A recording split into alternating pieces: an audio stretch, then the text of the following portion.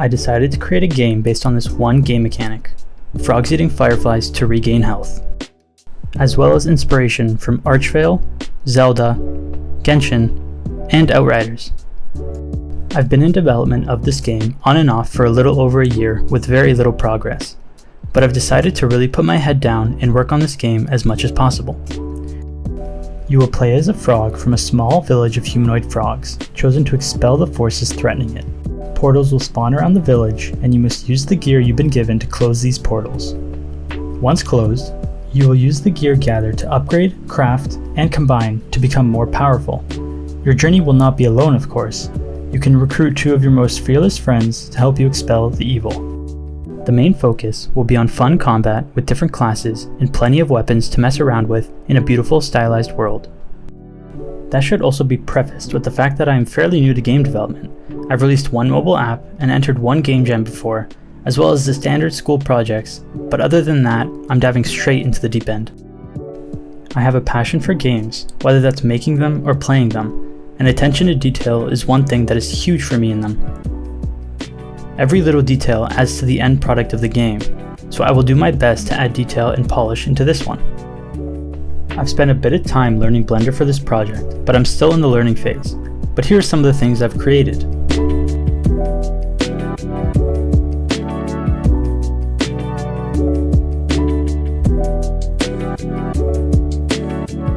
One thing that I find most difficult is creating a character and rigging it. I've created a half-decent frog as you saw earlier, but it still needs work. For now, I'm using CatSoftWorks Game Creator 2's player as a template. I had the idea of the starting point of the game to be magical. You start as a regular frog, and as you progress through the pond, you evolve into the frog you are now. Something that I've added into the game so far are these really cool lag machines. I mean trees. All jokes aside, what's really cool is that they have the ability to make all the leaves fall off the branches.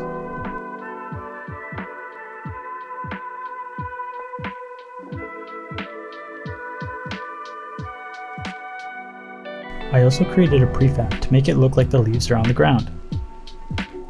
That's because each leaf is individually rendered through the visual effects graph, hence why I call them lag machines.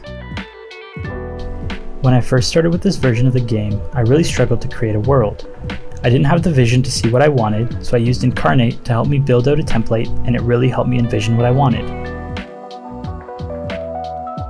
There will be a time-lapse video up on the channel soon, showing the whole process.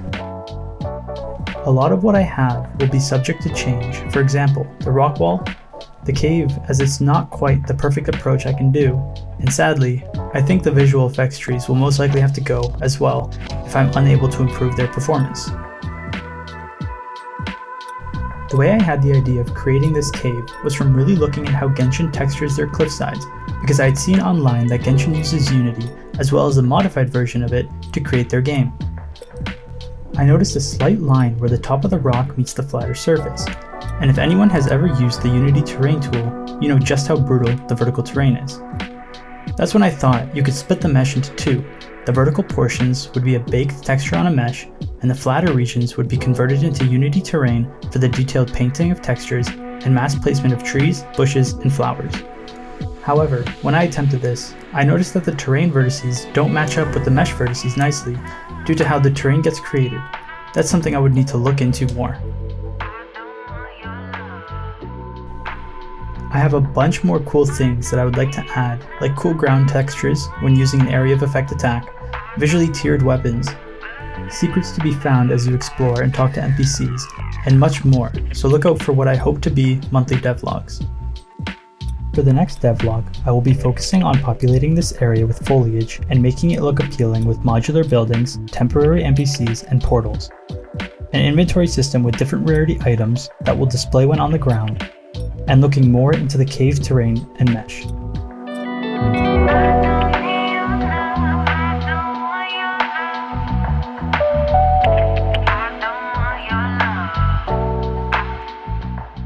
Now before I end the video, you might be wondering what these portals are, and that will all be explained in a later video once I've worked on it a bit more, but for now you can have a sneak peek.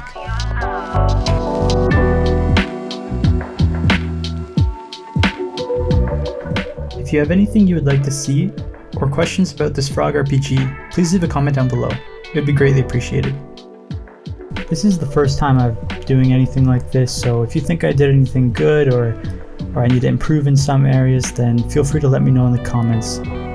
Thank you!